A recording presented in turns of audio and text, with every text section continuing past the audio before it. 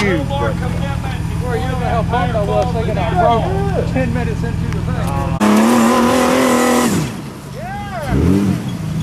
All right, now you can go kind of on your own. Whatever you want to do here. No, hey, you got front dig? Come on back around. That's gonna feel funny right there. Hold up.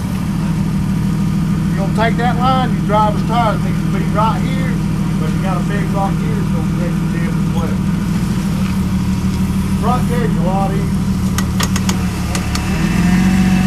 And something else too.